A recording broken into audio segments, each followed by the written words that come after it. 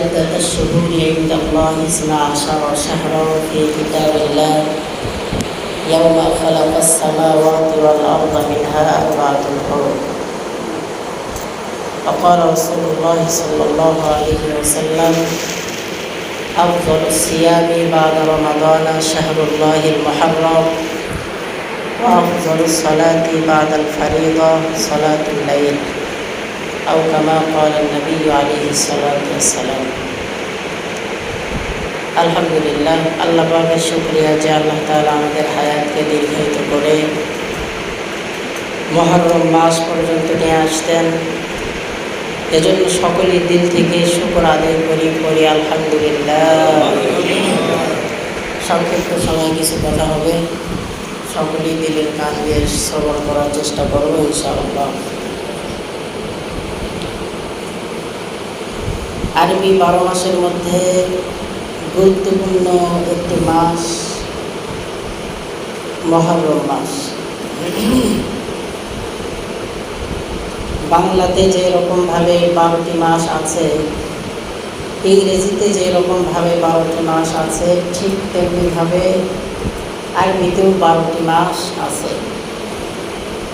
বাংলা 12 মাসের মধ্যে প্রথম মাসের নাম হলো বৈশাখ মাস। কি মাস? জোরে বলেন, কি মাস? আর ইংরেজি 12 মাসের মধ্যে প্রথম মাসের নাম হলো জানুয়ারি। কি? ঠিক তেমনিভাবে আরবি 12 মাসের মধ্যে প্রথম মাসের নাম হলো মুহররম মাস। অনেকেই জানি না হয়তো বা। ইংরেজিতে জানুয়ারি, বাংলাতে বৈশাখ, আর আরবিতে মুহররম মাস। মুহররম মাস কখন আসে কখন যায় আমরা মুসলমান হিসেবে জানি না, কিন্তু জানুয়ারি মাসের 1 তারিখ যেদিন আসে, হ্যাপি নিউ ইয়ার, দেখা যায় যে অবস্থায় বড় করুন। আবার বাংলা নববর্ষ বৈশাখ যখন আসে তখনও অবস্থা বড় করুন, মানে চতুর্দিকে শুধু ধাম ধুম, ঘুম নেই মানুষের। রাতে 1টা 2টার দিকে উঠে দেখবেন শুধু এলাকা কাঁপতেছে। কি হচ্ছে? কেন? যে নতুন একটা বছরকে মানুষ বরণ করে নিচ্ছে। মুসলমান সন্তান কোনো সময় 1 বৈশাখ পালন করতে পারে না। মুসলমানের সন্তান কোনো সময় হ্যাপি নিউ ইয়ার পালন করতে পারে না। হ্যাঁ, মুসলমান হিসেবে যদি আপনি মুহররম মাসের 1 তারিখে মসজিদে এসে দোয়া খায়ের আয়োজন করতেন, বা বাসাতে মিলাদ মাহফিলের আয়োজন করতেন, অর্থাৎ দোয়ার মাহফিলের আয়োজন করতেন, করা যেতে পারে। ওইটার সুবাদে যে আমরা গুনাহের কাজে নাই, আমরা মুসলমান হিসেবে আমাদের একটি নববর্ষ আছে। আরবি 12 মাসের মধ্যে অন্যতম মাস মুহররম মাস। এই মুহররম মাসকে আমরা বরণ করে নিচ্ছি নেকের কাজের মাধ্যমে আর চোখের কান্নার মাধ্যমে। অতীতের 12টি মাসকে আমরা বিদায় জানাইতেছি যে আল্লাহ, আমরা অতীতে 12টি মাস আমরা পার করে আসলাম। একটা বছরের শেষ প্রান্তে এসে একজন মুমিনে কামেলের অনুভূতিটা কেমন হওয়া যায়? পুরো বছরের শেষ রজনীতে এসে কান্না করা চাই যে আল্লাহ, পুরো বছর অনেক আকাম কুকাম করেছি, আপনার অনেক আহকাম অমান্য করেছি, আপনি আমাকে ক্ষমা করে দেন। এরকম রোনাজারির মাধ্যমে বছরকে বিদায় দিয়ে আরেকটি বছরকে বরণ করে নেওয়া একজন মুমিনে কামেল মুসলমান হিসেবে। কিন্তু আমাদের অবস্থা বড় করুন, কখনো আমাদের মাঝে আরবি নববর্ষ আসে আমরা জানিও না। তাহলে আমাদেরকে 1 নাম্বার মাথায় রাখতে হবে, আমাদের 12 মাসের অর্থাৎ আরবি 12 মাসের প্রথম মাস হলো মুহররম। কি? জোরে বলেন, প্রথম মাস কি? মুহররম। মুহররমের প্রথম তারিখটাকে আমরা সবাই খেয়াল রাখার চেষ্টা করবো ইনশাআল্লাহ। সময় তারা আপন গতিতে বয়ে যায়, সব কিছুই শুরু আছে আবার শেষ হয়ে যায়। যেরকমভাবে সকালবেলা পূর্ব দিগন্তে সূর্যের আবির্ভাব ঘটে, বিকেলবেলা আবার অস্তগমিত হয়ে যায়, ডুবে যায়। একটি দিন আবার আপনার জিন্দেগি থেকে বিদায় নিয়ে চলে গেল। জাগতিক এই নিয়মই আবার পরের দিন সকালবেলা আবার সূর্য উদিত হয়, আবার সূর্য অস্তগমিত যায়। যাওয়ার পরে একটি রাত আমার আপনার জিন্দেগি থেকে কেটে যায়। এরকম করে করে সপ্তাহের পর সপ্তাহ বিদায় নিয়ে চলে যায়, মাসের পর মাস বিদায় নিয়ে চলে যায়, আবার আপনার জিন্দিগি থেকে বছরের পর বছর বিদায় নিয়ে চলে যায় আমার আপনার জিন্দিগি থেকে। কিন্তু একটি বছরের শেষ প্রান্তে এসে একজন মুসলমানের অনুভূতিটা কেমন হওয়া চাই? কান্না করে বছরকে কি দেওয়া? বিদায় দেওয়া। আবার আমলের মাধ্যমে ফজরের নামাজ আদায় করে একটি বছরকে সুস্বাগতম জানিয়ে বরণ করে দেওয়া। আজ মুসলমান হিসাবে আমরা একেবারে গাফেল। মুসলমানের রীতিনীতি কী, মুসলমানের করণীয় কী, বর্জনীয় কী, এগুলো বিষয়ে আমাদের জানা নাই। এগুলো বিষয়ে আমাদের খুব অ্যাক্টিভ থাকা দরকার। আরবি মুহররম মাস অত্যন্ত গুরুত্বপূর্ণ একটি মাস, যে মাসের ইবাদত সম্পর্কে রাসূল আকরাম সাল্লাল্লাহু আলাইহি ওয়াসাল্লাম বলেছেন, আফজালুস সিয়ামি বা'দা রমাদান শাহরুল্লাহিল মুহররম। আফজালুস সিয়াম, আফজাল মানে শ্রেষ্ঠ, সিয়াম মানে রোজা, বা'দা রমাদান, রমাদানুল কারীমের রোজার পরে সর্বশ্রেষ্ঠ রোজা হলো শাহরুল্লাহিল মুহররম, মুহররম মাসের 10 তারিখের রোজা, মানে আগামীকালকের রোজা। তাহলে রমজান মাসের রোজা তো অত্যন্ত গুরুত্বপূর্ণ। কেমন গুরুত্বপূর্ণ? একটি রোজা যদি কোনো ব্যক্তি ইচ্ছাকৃতভাবে ছেড়ে দেয়, তাহলে জন্মগ্রহণ করার পর থেকে মৃত্যু পর্যন্ত কেউ যদি এই এক রোজার সব হাসিল করার জন্য রোজা রাখে, তারপরেও রোজার একটি রোজার সব হাসিল করা কোনো বান্দার পক্ষে সম্ভব না। একটি রোজা যদি কেউ রমজান মাসে ইচ্ছাকৃতভাবে ছেড়ে দেয়, তাহলে জন্মগ্রহণ করার পর থেকে মৃত্যু পর্যন্ত রোজা রাখলেও এক রোজার সব হাসিল করা কোনো বান্দার পক্ষে সম্ভব নয়। এজন্য রমাদানুল কারীমের রোজা খুব গুরুত্বের সাথে রাখা যায়। আর এই গুরুত্বপূর্ণ রোজার পরেই আফজালুস সিয়ামি বা'দা রমাদান শাহরুল্লাহিল মুহররম, এই রমাদানুল কারীমের রোজার পরে সর্বশ্রেষ্ঠ রোজা হলো আশুরার রোজা, অর্থাৎ আগামীকালকের রোজা। আফজালুস সালাতি বা'দাল ফারিদা সালাতুল লাইল, আর নামাজের মধ্যে সবচাইতে গুরুত্বপূর্ণ ফজিলতপূর্ণ নামাজ হলো ফরজ নামাজ। এরপরে গুরুত্বপূর্ণ নামাজ হলো তাহাজ্জুদের নামাজ। কয়জন আদায় করে? গুরুত্বপূর্ণ নামাজ ফরজ নামাজ, দিনে 5 ওয়াক্ত নামাজ আদায় করা। এরপরে গুরুত্বপূর্ণ নামাজ হলো তাহাজ্জুদের নামাজ। রাসূল আকরাম সাল্লাল্লাহু আলাইহি ওয়াসাল্লাম রাতের অন্ধকারে শেষের দিকে রাস্তায় বের হয়েছে। আবু বকর সিদ্দিক রাদিয়াল্লাহু তাআলা আনহুর বাড়ির কিনারায় দাঁড়িয়ে দাঁড়িয়ে দেখে গুনগুন করে কোরআনুল কারীমের তেলাওয়াতের আওয়াজ। এরপরে রাসূল ওমরের বাড়িতে গেলেন, যা আবার সার্টিফিকেট প্রাপ্ত সাহাবী জান্নাতের, তারা কি করে আমি রাসূল একটু দেখি। যাওয়ার পরে দেখে ওমরে ফারুক রাদিয়াল্লাহু তাআলা আনহু উচ্চ আওয়াজে, মানে চিল্লায় কোরআনুল কারীমের তেলাওয়াত করতেছে। রাসূল এবার ফজরের নামাজের পরে বললেন, আবু বকর আপনি আস্তে আস্তে কোরআনুল কারীমের তেলাওয়াত করলেন কেন? আর ওমরকে বললেন, ওমর আপনি এত জোরে জোরে কোরআনুল কারীমের তেলাওয়াত করলেন কেন? আবু বকর সিদ্দিক রাদিয়াল্লাহু তাআলা আনহু বলেন, ইয়া রাসূলুল্লাহ, আমার মাকসাদ তো শুধু আল্লাহ পাককে শোনানোর জন্য।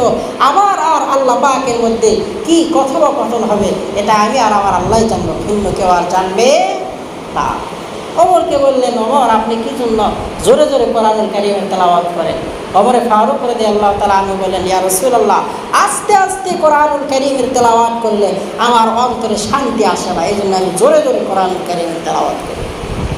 তারা রাতের পর রাত দাঁড়িয়ে দাঁড়িয়ে তাহাজ্জুদের নামাজে কাটিয়েছে। কোনো ব্যক্তি ওলি হতে পারে নাই, কোনো ব্যক্তি মুমিনে কামেল হতে পারে নাই যতক্ষণ না পর্যন্ত সে তাহাজ্জুদের পাবন্দি না করবে। তাহাজ্জুদের পাবন্দি ছাড়া কেউ ওলিয়ে কামিল হতে পারবে না। তাহাজ্জুদের পাবন্দি ছাড়া কেউ পীর বুজুর্গ মাশায়েখ হতে পারবে না। তাহাজ্জুদের পাবন্দি ছাড়া কেউ আলিম হতে পারবে না, হক্কানি আলিম হতে পারবে না। তাহাজ্জুদের পাবন্দি করা চাই। তো যাই হোক, আফজালুস সিয়ামি বা'দা রমাদান শাহরুল্লাহিল মুহররম, 10ই মুহররম অর্থাৎ আগামীকালকের রোজা রমাদানুল কারীমের রোজার পরে সবচাইতে উত্তম শ্রেষ্ঠ রোজা। এই রোজা আমরা সবাই রাখার চেষ্টা করবো ইনশাআল্লাহ। আল্লাহ। আবার হাদিসে এসেছে, কোনো ব্যক্তি যদি এই 10 তারিখ 10ই মুহররম আশুরার দিন পরিবর্গের জন্য ভালো খানা দানার ইন্তজাম করতে পারে, তাহলে পুরা বছর ভালো খানা দানার ইন্তজাম আল্লাহ পাক নিজ জিম্মায় নিয়ে নেন। সুবহানাল্লাহ বলেন। তাহলে এক রেওয়ায়েতে আসলো রোজা রাখার কথা, আবার হাদিসে আসলো ভালো খাবারের কথা। তার মানে সারাদিন রোজা রেখে যেই ব্যক্তি ইফতারের টাইমে ভালো মন্দ খানা পিনার ব্যবস্থা করবে, আল্লাহ তাআলা ডাক দিয়ে বলেন, ইয়া রাসূলুল্লাহ, আপনার উম্মতের মধ্যে যে সমস্ত ব্যক্তিগুলো রোজা রাখতে পারবে তার পুরা বছরে ভালো মন্দ খাওয়ার জিম্মাদারি আমি আল্লাহ তাআলা। সুবহানাল্লাহ। এজন্য আগামীকাল যার যতটুকু সাধ্য আছে ভালো খাবারের ইন্তজাম করা, ভালো খাবারের ইন্তজাম করা। আজকে রজনীতে কিন্তু ইবাদত নাই, কি নাই? কথা বলেন, আজকে রজনীতে কি নাই? ইবাদত নাই। অথচ শবে বরাতের রজনীতে ইবাদত আছে, খানা পিনা নাই। ইবাদত আছে, তাবারক নাই। ইবাদত আছে, খিচুড়ি নাই। অথচ সেই রজনীগুলোতে আমরা খিচুড়ি পাক করি, তাবারকের ব্যবস্থা করি, হালুয়া রুটি বানাই, ইবাদতের 12টা থেকে 13টা বেজে ফেলি। অথচ আজকে রজনীতে খানা পিনা নাই। আজকে রজনীতে খানা পিনা আছে, কিন্তু ইবাদত বন্দেগী নাই। আজকে রজনীতে যদি আমরা ভালো খানা দানার ইন্তজাম করতাম, হাদিস অনুযায়ী সারা বছরের ভালো খানা পিনার ইন্তজাম আল্লাহ তাআলা নিজ জিম্মায় নিয়ে নিতেন। আসলে আমরা বুঝি না, কি করি না, বুঝি না।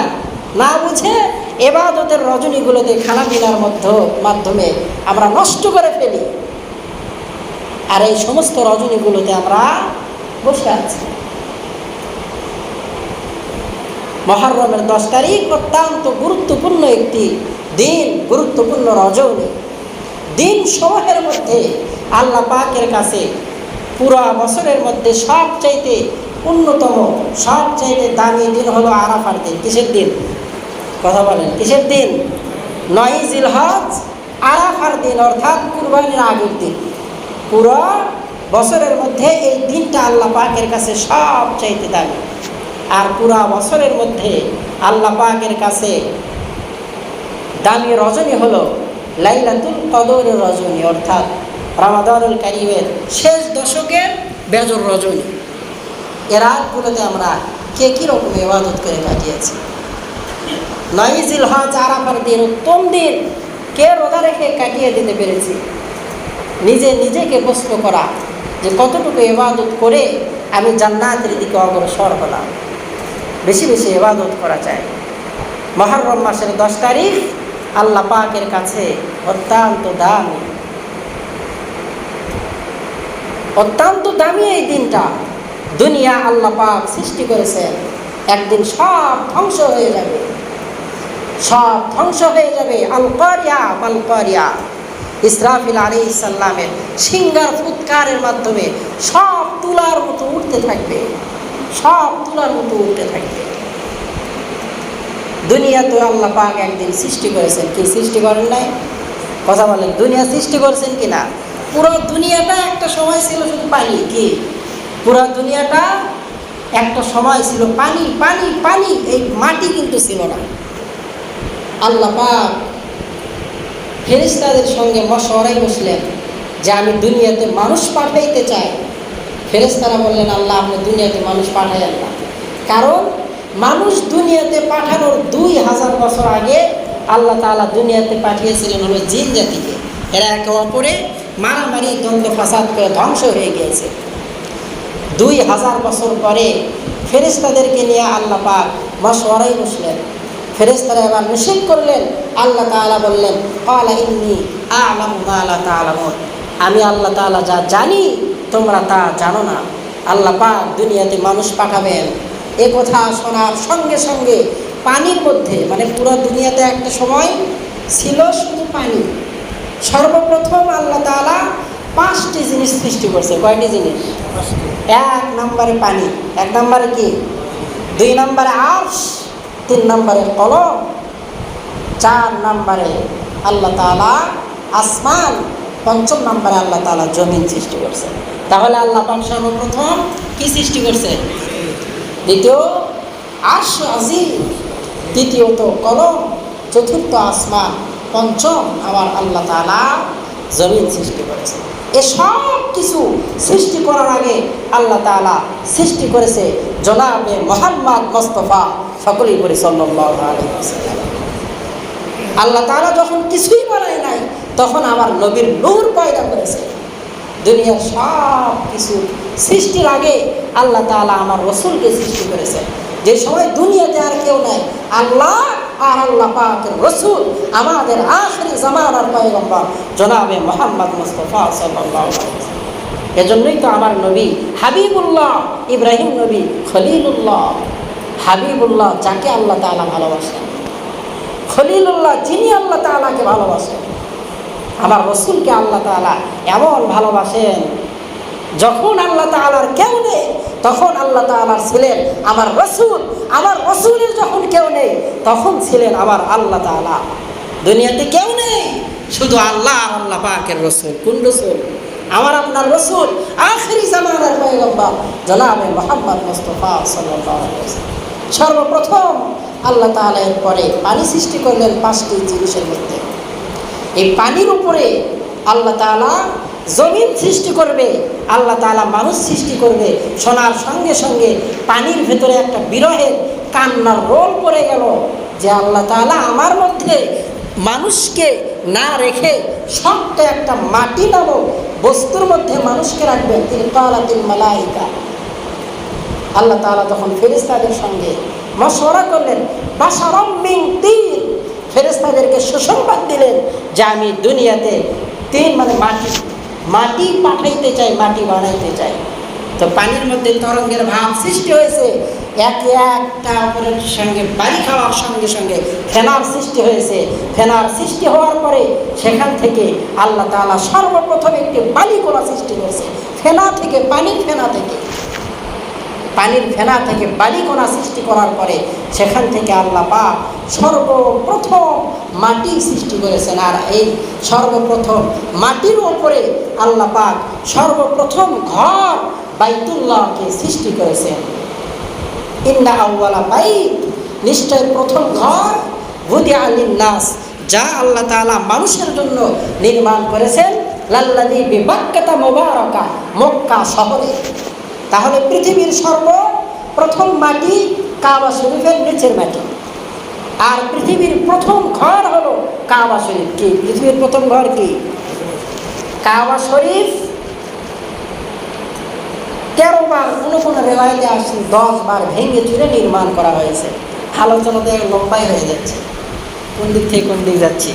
যাই হোক, এই কাবা শরীফ আল্লাহ তাআলা 13 বার ভেঙে চুরে নির্মাণ করেছে। তো সর্বপ্রথম ঘর হলো এই কাবা শরীফ। আল্লাহ তাআলা এই সমস্ত দুনিয়ার সব কিছুকে একদিন সৃষ্টি করেছে।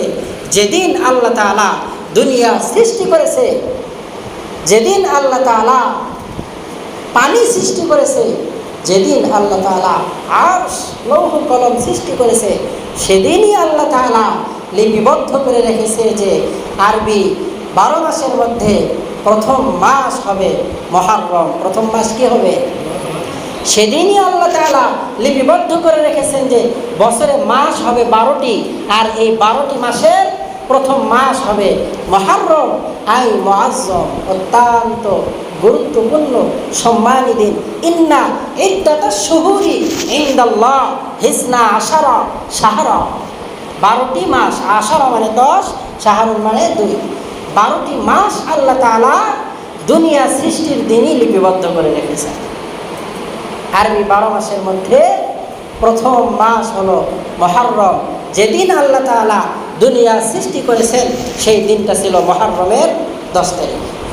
কি যেদিন আল্লাহ পাক দুনিয়া সৃষ্টি করেছে সেই দিনটা ছিল মুহররমের 10 তারিখ। যেদিন আল্লাহ তাআলা মানুষ পাঠানোর জন্য ফেরেশতাদের সঙ্গে মশওয়ারা করেছেন সেই দিনটা ছিল মুহররমের 10 তারিখ, আশুরার দিন। যেদিন আল্লাহ তাআলা বাবা আদমকে 4টি জিনিস দ্বারা সৃষ্টি করেছে। আল্লাহ পাক মানুষকে কয় জিনিস দ্বারা সৃষ্টি করেছে? জোরে বলেন, কয় জিনিস? 1 নম্বরে আগুন, 2 নম্বরে পানি, 3 নম্বরে মাটি, 4 নম্বরে বাতাস। এই 4টি বস্তু দ্বারা আমাদের বাবা আদমকে সৃষ্টি করেছে। বাবা আদমকে যদি 4টি জিনিস দ্বারা সৃষ্টি করে, তাহলে আমরা বাবার সন্তান হিসেবে আমাদেরকেও এই 4টি জিনিস দ্বারাই সৃষ্টি করা হয়েছে। এই 4টি জিনিস যেদিন আল্লাহ পাক একত্রিত করেন, সেই দিনটা ছিল মুহররমের 10 তারিখ, আশুরার দিন। এদিন আল্লাহ তাআলা নবী আদমের জিসিম মোবারকের মধ্যে, মানুষের শরীরের মধ্যে 2টি অংশ। কয়টি অংশ? একটা শরীর আর একটা হলো রূহ। কি ভালো মতো বুঝেন, মানুষের শরীরের ভেতরে 2টি অংশ। একটা শরীর পুরা জিসিম, জিসিম মোবারক বলা হয়, জিসমুন মানে শরীর। আর একটা হলো রূহ, মানে মানুষের মধ্যে যে আল্লাহ পাকের দেওয়া একটা আদেশ, নির্দেশ, কল। 2টি জিনিস দ্বারা মানুষ 2টি জিনিস দ্বারা মানুষ। কি? মানুষের মধ্যে থেকে যখন কলটাকে আল্লাহ তাআলা উঠিয়ে নেয়, তখন তার নাম কি হয়ে যায়? লাশ। বোঝে না? তখন তার নাম কি? 2টি জিনিসের সমন্বয়ে মানুষ। একটা জিসিম আর একটা রূহ। এই 2টা জিনিস যখন মানুষের মধ্যে আছে, যদি মানুষটা একেবারে দুর্বল হয়, কোনো রকম শ্বাস চলতেছে, তারপরেও বলে অসুস্থ মানুষ। আর যদি রূহটা উড়িয়ে যায়, তখন সবাই বলে মৃত মানুষ। কিন্তু আর কেউ বলে না অমুক মানুষটা ভালো ছিল, তার মানে আগে মানুষ ছিল, এখন লাশ। ছিল মানে কি? অতীত। অমুক মানুষটা ভালো ছিল, অতীতে ভালো ছিল, এখন লাশ হয়ে গিয়েছে। তো মানুষকে আল্লাহ তাআলা 4টি বস্তু দ্বারা সৃষ্টি করেছে। যেদিন আল্লাহ তাআলা 4টি বস্তু একত্রিত করেছে, যেদিন নবী আদমের শরীরের মধ্যে রূহটাকে আল্লাহ তাআলা ফুঁকিয়ে দিয়েছে, সেই দিনটা ছিল মুহররমের 10 তারিখ, আশুরার দিন, আগামীকালকের দিন। আল্লাহ তাআলা নবী আদমকে বানানোর পরে বলেছিলেন যে জান্নাতে বসবাস করো, কিন্তু লা তাকরাব হাদিহি শাজারা, নিষিদ্ধ গাছ, নিষিদ্ধ ফল খাবে না। যদি খাও তাহলে অবস্থা বড় খারাপ হবে, জরুরতের প্রয়োজন পড়বে। শয়তান এবার হাওয়াকে এমন ওয়াজ করছে। অনেক সময় দেখবেন মানুষ এসে বাড়িয়ালির কাছে খুব ভালো মন্দ ওয়াজ করে, মহিলাদের মন আবার খুব নরম। শয়তানের ওই জায়গা মতো ওয়াজ করছে হাওয়া আলাইহিস সালামকে। ওয়াজ করার পরে হাওয়া আলাইহিস সালামকে তো খাওয়াছেই, উনি আবার বাবা আদমকে খাওয়াছে। খাওয়ানোর পরে জরুরতের প্রয়োজন হয়েছে, সঙ্গে সঙ্গে আল্লাহ তাআলা শরীর থেকে জান্নাতি পোশাক সব পরে যায়। আল্লাহ তাআলা বলল, আদম আপনাকে তো ফল খাইতে নিষেধ করেছিলাম।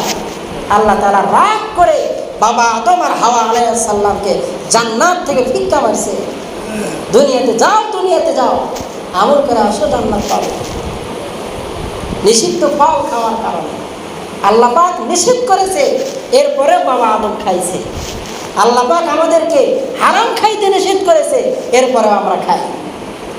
কিন্তু হাদিসে তো বলেছি ওই শরীর জান্নাতে যাবে না যেই শরীরের কোনো অংশ হারাম গাযা দ্বারা, হারাম খাবার দ্বারা ভরপুর হয়েছে, ওই শরীর কোনোদিন জান্নাতে যাবে না।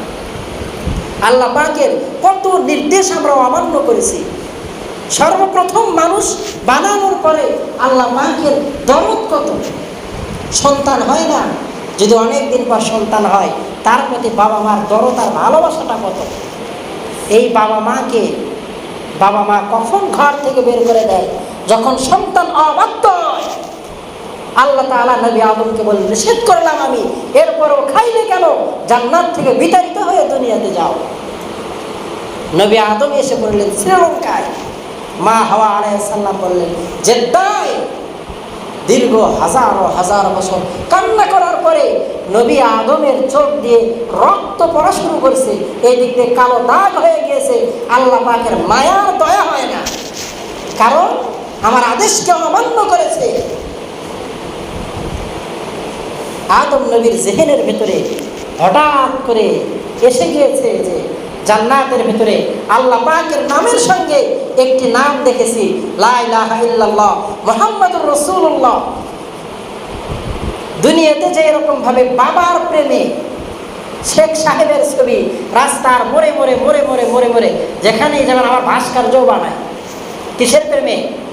কথা বলে না, কিসের প্রেমে? বাবার প্রেমে ভাস্কর্য বানায়, রাস্তার মোড়ে মোড়ে ছবি, কি জন্য? বাবার প্রতি একটা ভালোবাসা। ঠিক তেমনি ভাবে আল্লাহ পাকের মধ্যে আমার রসুলের এত ভালোবাসা, জান্নাতের প্রত্যেকটা মোড়ে মোড়ে, জান্নাতের প্রত্যেকটা গেটে গেটে আল্লাহ পাক আর আল্লাহ পাকের রসুলের নাম, সুবহানাল্লাহ বলে।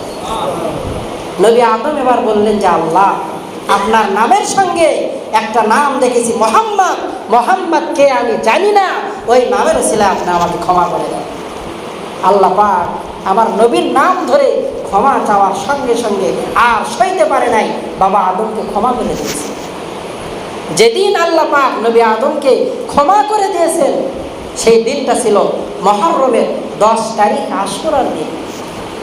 এজন্য আমাদের বাবা আদম যদি এদিন ক্ষমা পাইতে পারে, আমরাও তো আশা রাখি যে আজকে রজনীতে আমরা অকাম কুকাম কম করি না, গুনাহের কাজ কিন্তু আমরা কম করি না, আল্লাহ পাকের নির্দেশ কিন্তু আমরা দিনে কয়েকশো অমান্য করি। প্রত্যেকটা জায়গায় আল্লাহ পাকের নির্দেশ আছে। এখানে বসে আছি, সুন্নত তরিকা আছে, কথা বলতেছি, সুন্নত তরিকা আছে, পাঞ্জাবি গায়ে দিয়েছি, সুন্নত তরিকা আছে, আপনাদের দিকে তাকিয়ে আছি, সুন্নত তরিকা আছে, মাথায় টুপি পরেছি, সুন্নত তরিকা আছে। কত আদেশ যে আমরা অমান্য করতেছি। মসজিদে ডান পায়ে ঢুকতে হবে, সুন্নত তরিকা, বাম পা দিয়ে বের হতে হবে, সুন্নত তরিকা, মসজিদে এসে জিকির আজকার করতে হবে, কথা বলা যাবে না, সুন্নত তরিকা। এই আমলগুলোকে আমরা করতে পারি? মসজিদে এসে দুনিয়াবি কথাবার্তা শুরু হয়ে যায়, অথচ ফেরেশতা বলে ইয়া আব্দুল্লাহ, অনেক সুন্দর কণ্ঠে বলে আব্দুল্লাহ, আল্লাহ আমাকে বান্দা চুপ থাকো, চুপ থাকো, চুপ থাকো। এরপরে মানুষ যখন আবারও কথা বলে, ফেরেশতারা বলে ইয়া আব্দুল্লাহ চুপ থাকো না।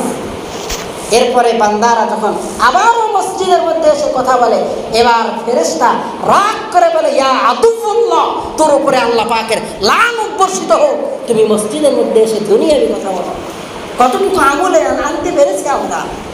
আল্লাহ পাকের কত নির্দেশ আমরা অমান্য করি। প্রত্যেকটা কথার হিসাব হবে। কথায় কোন কথা বলে ফেলতেছি, অতিরিক্ত মানসাকাত নাজাত। যে ব্যক্তি চুপ থাকে সে নাজাত পায়, যে ব্যক্তি যত কথা বলে দুনিয়ার ঝড় ঝামেলা তাকে ঝাঁপড়িয়ে ধরে। এজন্য অল্প কথা বলা, আর কথা বললে শিক্ষণীয় কথা বলা। তো যাই হোক, বাবা আদম যদি একটি নির্দেশ অমান্য করার কারণে এই হালত হয়, কানতে কানতে চোখ দিয়ে রক্ত বের হয়ে গিয়েছে, মাফ না পায়, তাহলে আমরা দিনে কত আল্লাহ পাকের আদেশকে অমান্য করি। যেদিন নবী আদম ক্ষমা পেয়েছিলেন, আশুরার দিন, মুহররমের দিন 10 তারিখ, আমাদের জিন্দেগিতে তো গুনাহের কোনো হিসাব নাই। আল্লাহ পাকের নির্দেশ অমান্য করেছি, এর কোনো হিসাব নাই।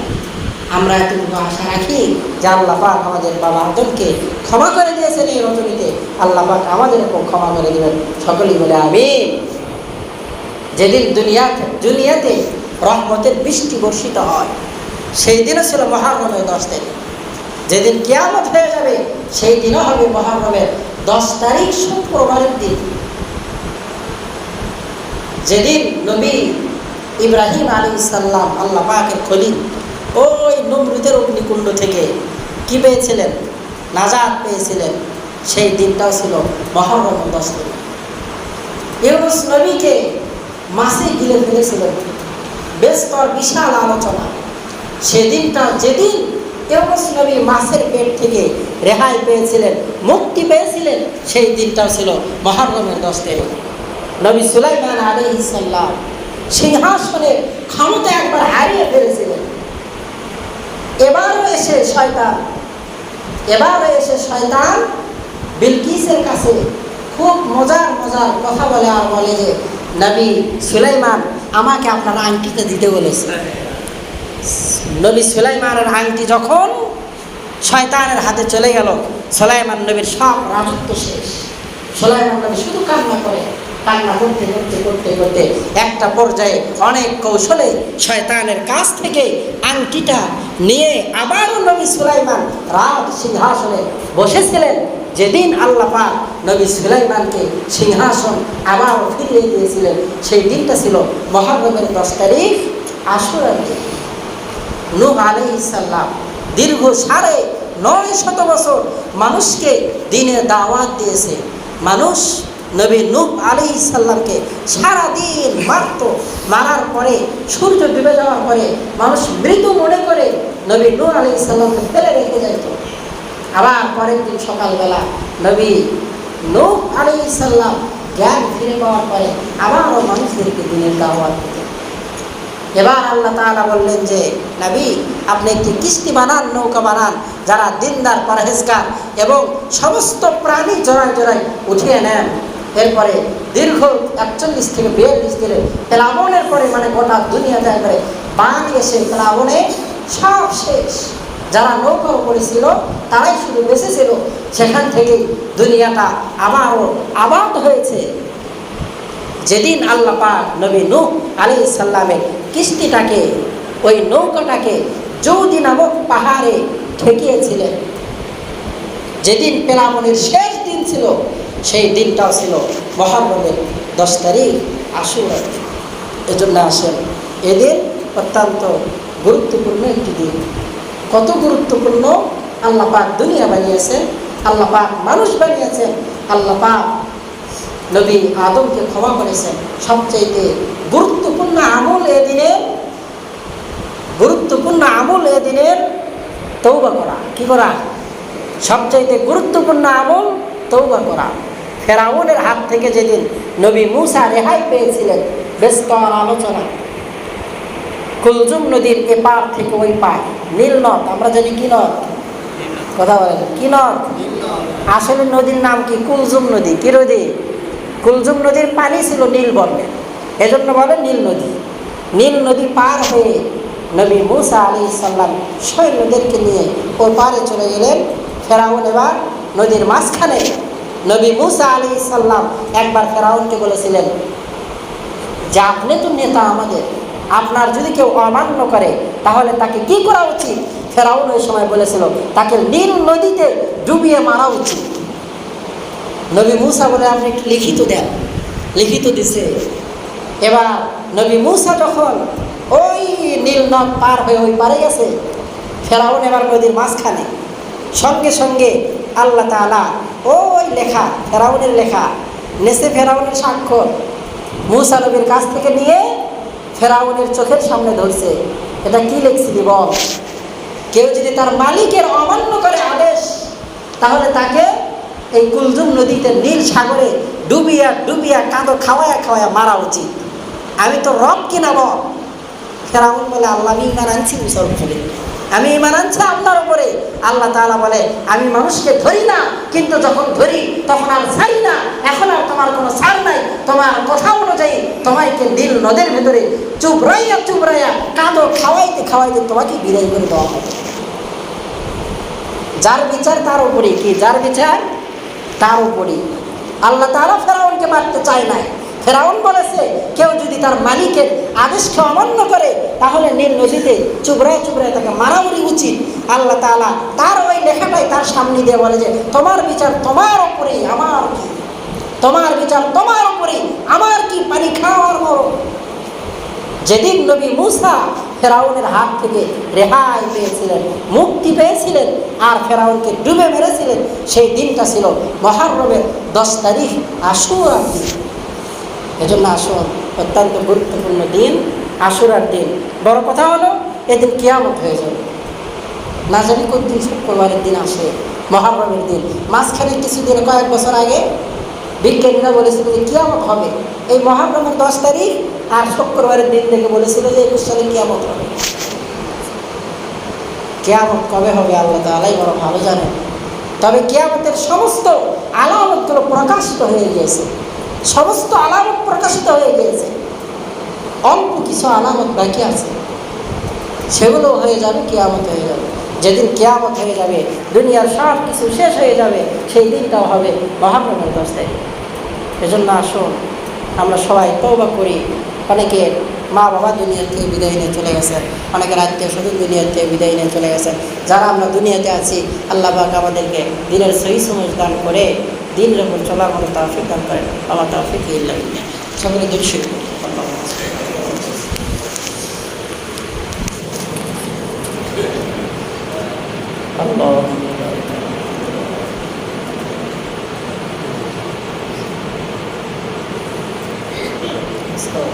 الحمد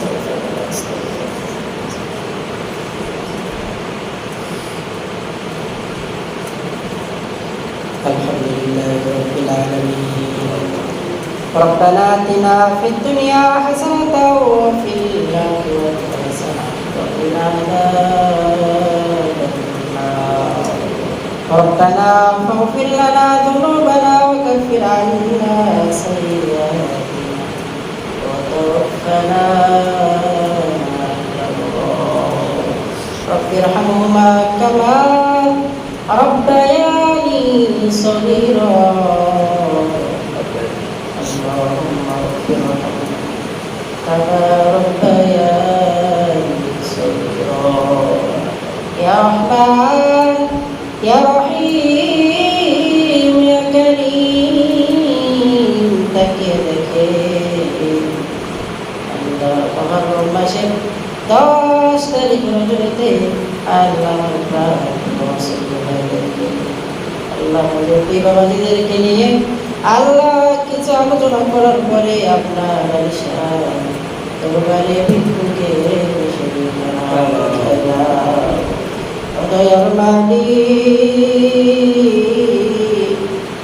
আমাদের সমস্ত আমলগুলো আপনার শাহী দরবারে আল্লাহ যা সাবধান করেন সর্বপ্রথম মায়ার নবী দয়ার নবী জনাবে মুহাম্মদ মুস্তাফা সাল্লাল্লাহু আলাইহি ওয়াসাল্লাম ওয়াজাইতুল সাইয়্যিদা। আল্লাহ তাআলা যত মুসলমান নারী কবরের বাড়িতে চিরতরে ঘুমিয়ে গেছে আল্লাহ সকল আরাম মুবারকে হাদিয়া করেছে কিয়ামত পর্যন্ত সবার কবর জান্নাতের বাগান বানাইয়া দেয়। আল্লাহ তাআলা আমরা যারা এখানে হাত উঠিয়েছি জানি না কার মালা আল্লাহ জানা না আল্লাহ ওই মা বাবার কবর খানা যাব জান্নাতের ফয়সালা করে। আল্লাহ মানুষ হিসেবে সকলেই গুনাহগার মালিক। আজকে তাওবা কবুলের রজনী আমাদের বাবা আল্লাহ মেহেরবানি করে আমাদের আত্মীয় স্বজন যারা কবরের বাড়িতে চিরতরে আল্লাহ সকলের জিন্দগির গুনাহগুলোকে ক্ষমা করে সবার কবর রিয়াজুল জান্নাহ বানাইয়া দেয়। আল্লাহ তাআলা যাদের মা বাবা বেঁচে আছেন খেদমত করার তৌফিক দেন, নেক খরচ করে দেন। আল্লাহ আমাদের সবাইকে বেশি বেশি নেক আমল করার মতো তৌফিক দান করুন। আল্লাহ গুনাহ থেকে কুদরতিভাবে সবাইকে হেফাজত করে। আল্লাহ তাআলা জালিমের জুলুম হিংসুকের হিংসা মুনাফিকের মুনাফি থেকে কুদরতিভাবে আমাদের সবাইকে হেফাজত করে। আল্লাহ নবী জানকেন আল্লাহ রোজা অত্যন্ত গুরুত্বপূর্ণ হাদিসে বলেছে আল্লাহ মেহেরবানি করে আমাদের সবাইকে রোজা রাখার তৌফিক দান করে দেন। আল্লাহ তাআলা মক্কা মদিনার মেহমান না বানায়া আমাদের কবরে কবরে বাড়িতে রাখি আল্লাহ ওয়ার মালিক রাসূলের রওজার কিনারায় দাঁড়িয়ে সালাম দেওয়ার মতো তৌফিক দান করে। আল্লাহ কাবার গেলাম ধরে কান্না করার মতো তৌফিক দান করে। আল্লাহ তাআলা বিশেষ করে আমাদের জিন্দেগির সমস্ত গুনাহগুলো ক্ষমা করে দেন। আল্লাহ জিন্দেগিতে কত গুনাহ করেছি রে মালিক, গুনাহের দিকে যদি তাকাই জাহান্নামে কত প্রশ্ন। আল্লাহ রাতের আন্ধারে কত গুনাহ করেছি, দিনের আলোতে কত গুনাহ করেছি। আল্লাহ প্রকাশ্যে কত গুনাহ করেছি, গোপনে কত গুনাহ করেছি রে মালিক। আপনি যদি মাফ না করেন কোথায় যাব, কার কাছে যাব?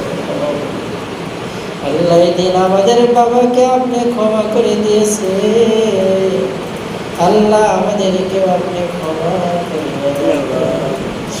আল্লাহ তাআলা তওবা করতেছি আর জিন্দেগিতে কোনোদিন গুনাহ করতে পারি না।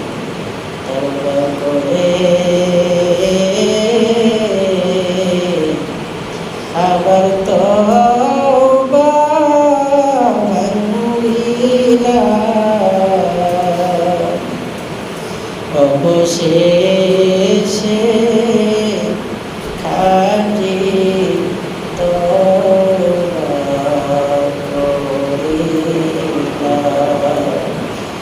আপনি যদি ক্ষমা না করেন কোথায় যাব, কার কাছে মেহেরবানি করিয়া আল্লাহ আমাদের নেতা আল্লাহ জনাবে মুহাম্মদ মুস্তাফা সাল্লাল্লাহু আলাইহি ওয়াসাল্লামের ওসিলা করিয়া আমাদেরকে ক্ষমা করে দেন।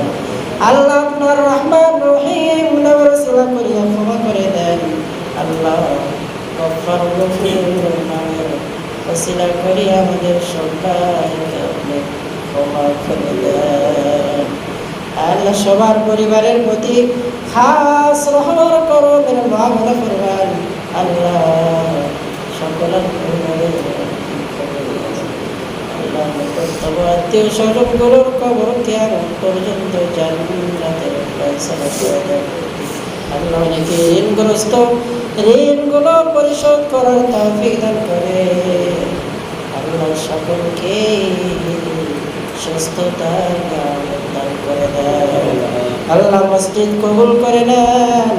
আল্লাহ সমস্ত হাজাত খাজানা থেকে পূরণ করে দেন। আল্লাহ আমাদের যাদেরকে আপনি খেদমতে রেখেছেন রে মালিক, আপনার রাজি খুশির উদ্দেশ্যে খেদমত করার তৌফিক দান করুন। আল্লাহ আমাদের সকলের মনের নেক আশা তামান্না পূরণ করে দেন। সাল্লাল্লাহু তাআলা আলা খায়রি খালকিহি মুহাম্মাদিন ওয়া আলা আলিহি ওয়া আসহাবিহি আজমাইন। লা ইলাহা ইল্লাল্লাহু মুহাম্মাদুর